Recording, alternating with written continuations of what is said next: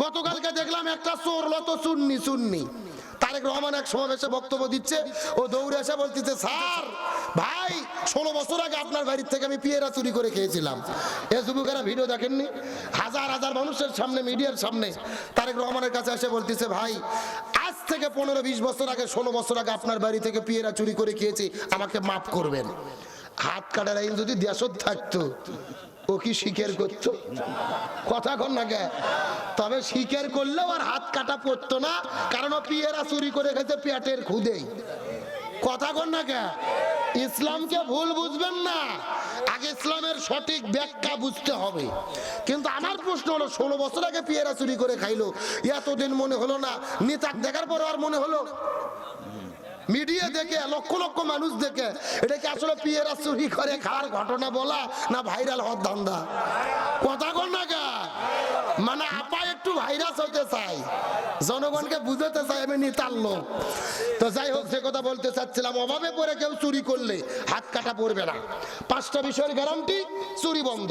কিন্তু আপনাদের প্রশ্ন করতে চাই, ঢাকা সচিবালয়ে বসে থেকে, সংসদ ভবনে বসে থেকে কলম বার করে কলমের খোঁচা মারে কোটি টাকা চুরি করে যারা বিদেশে নিয়ে যায়, এরা অভাবে চুরি করে না স্বভাবে? হ্যাঁ, ভালো করে বোঝেন, এদের কোনো অভাব নাই, এরা চুরি করে স্বভাবে। এদের ব্যাংকে কোটি কোটি টাকা আছে, বিদেশে বাড়ি আছে বেগম পাড়া, 4-5টা গাড়ি আছে। আল্লাহর কোরআন বলতেছে, এই স্বভাবে পড়ে যারা চুরি করবে, সর্বপ্রথম এদের হাত কাটতে হবে। আজকে বাংলাদেশের এক এমপি মন্ত্রী সচিবকে ধরে চুরি করার অপরাধে প্রকাশ্য দেওয়ালোকে বাইতুল মুকাররমের উত্তর পাশে যদি হাত কাটা হতো, আর সব টেলিভিশনের ভেতরে লাইভ সম্প্রচার করা হতো, এক চোরের হাত কাটলে এই দেশের 60 লক্ষ সরকারি চাকরিজীবীরা তওবা করে ভালো হতে বাধ্য হতো। কথা কি ক্লিয়ার না ভেজাল আছে? আরে ভাই, সর্বপ্রথম হাত কাটা পড়বে আপনাদের এই এলাকার চেয়ারম্যানের। কথা কয় না? কি চেয়ারম্যান আছে নাকি আজকে? কি সুন্দর ফতুয়া দেয়। কুরবানির ঈদের দিনে যখন গোস্ত ভাগ করবে, গরু জবাই করে গোস্ত এক জায়গা করে আবু বকর ভাই ডাক দেয়, ভাই গোস্ত একটু ডাড়ি বললাতে ভাগ করেন তো ভাই। মুস্তাব পদ্ধতি, এক ভাগ আমি খাবো। আমি হাদিসে দেখেছি 3 ভাগ করা মুস্তাব। এক ভাগ আমি খাবো, এক ভাগ আত্মীয় স্বজন খাবে, এক ভাগ পাড়া প্রতিবেশী খাবে। আমার ভাগে কমালে সমস্যা নাই, গরিবরা যেন কম না পায়। কি ফতুয়া ভাই রে, মনে হচ্ছে এই মাত্র জান্নাত থেকে পালিয়ে আসলো। একেবারে দাড়ি পাল্লাতে গোস্ত ভাগ করে, আবার 3 দিন পরে যখন ইউনিয়ন পরিষদে চাল আর গম বন্টন করতে যায়, তখন দাড়ি পাল্লা বাদ দিয়ে ভাঙ্গা বালতি নিয়ে হাজির। এ ঠিক আছে, আসতে বলেন কেন? জোরে কোন ঠিক? আরো জোরে ঠিক। কাগজের মধ্যে লেখে দিচ্ছে 20 কেজি, চাউল দিচ্ছে 12 শেয়ার। তখন একটা লোক বলতেছে, কে ভাই আপনি কাগজে লেখে নিলে 20 কেজি দিচ্ছেন, 12 শেয়ার ব্যাপার কি? বলে, বেশি কথা বললে কিন্তু তোর নাম কেটে দেব। তখন গরিব বলতেছে, ভাই দয়া করে নাম কাটেন না, যা দেন খাইয়ে বাঁচি। আসার জন্য বলি নাই।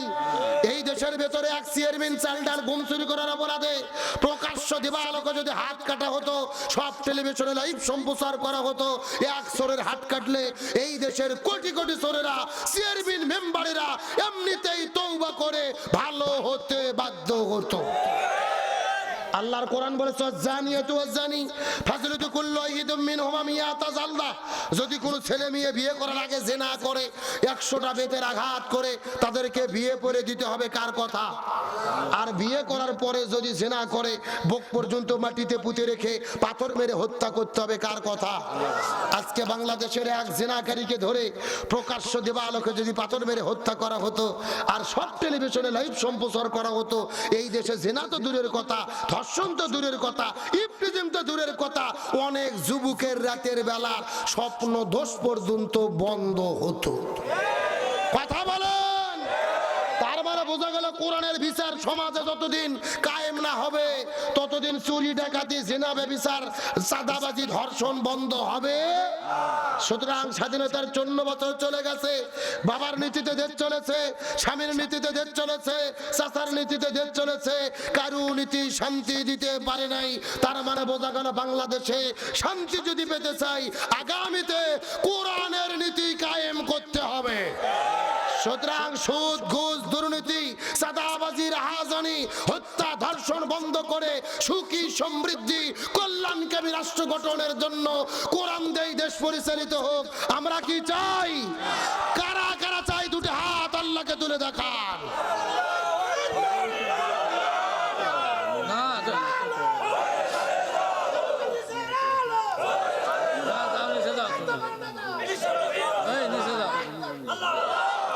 আল্লাহ তাআলা কবুল করুক, বলেন আমিন। তার মানে বোঝা হলো কোরআনের নীতি ছাড়া শান্তি আসবে?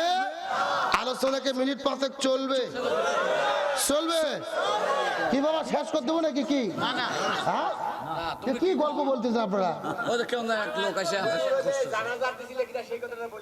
ওরে বাবা, এ তো পাকা শ্রোতা রে। এরকম শ্রোতা হলে বক্তার কাম সারা।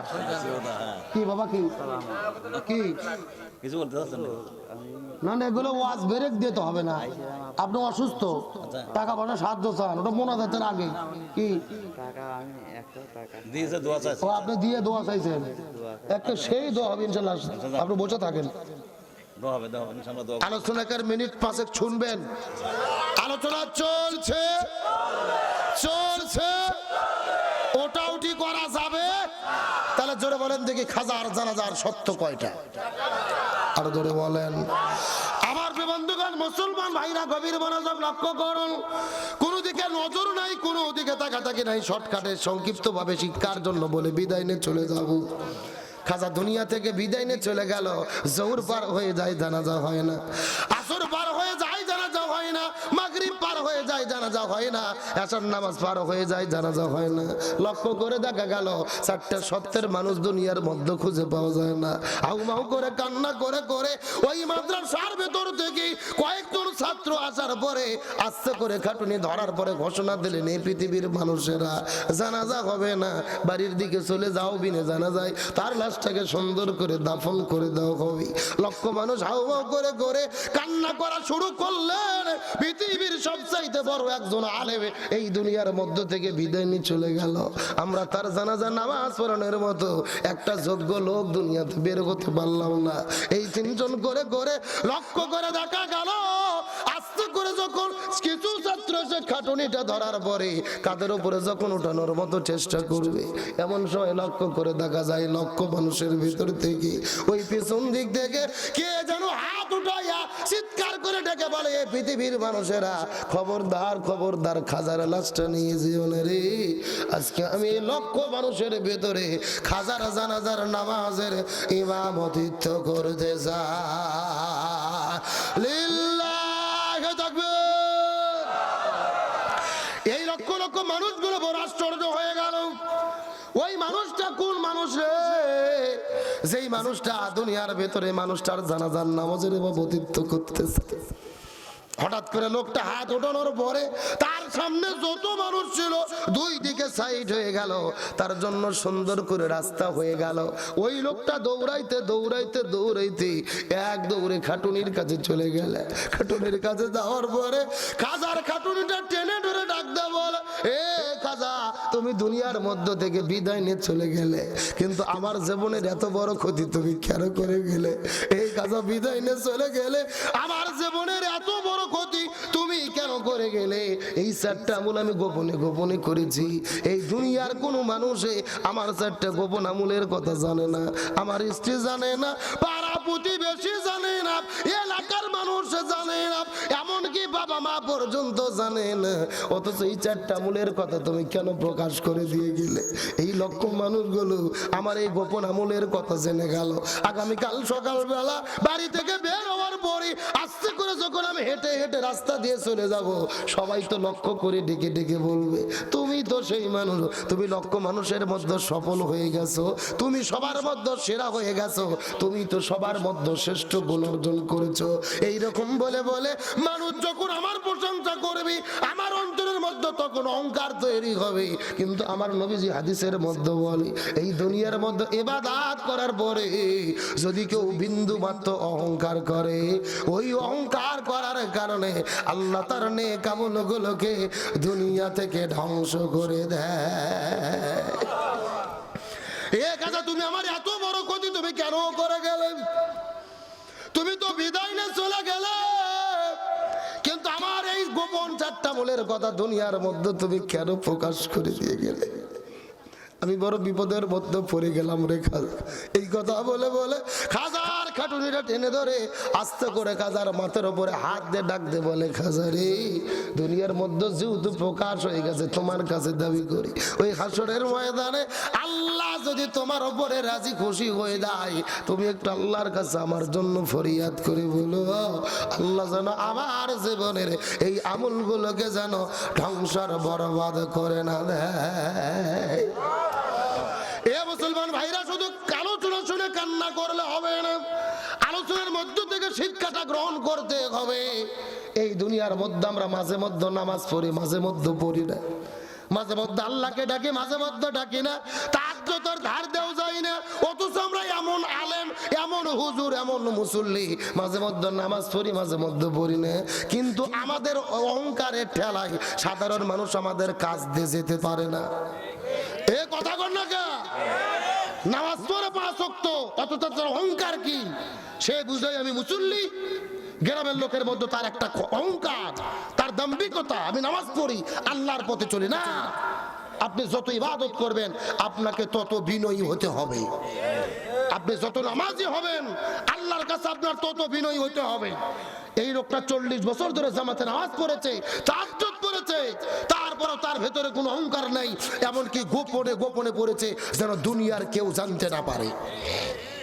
আর আমরা নামাজ পড়ি, আবার মানুষের কাছে গল্প করি, হজ করছে 3 বার, গল্প পারে আমি 3 বারের হাজি, আবার পোস্টারের নাম দেশে হাজি না বললে আমার নেতা খুবই খেপা। কথা কর না কে? যেখানে টাকা দিয়ে হজ করলাম হালাত আলাস লেখা নাই, মানে তার মানে আর ইবাদত আল্লাহর জন্য নয়, আর ইবাদত দুনিয়ার মানুষকে দেখানোর জন্য।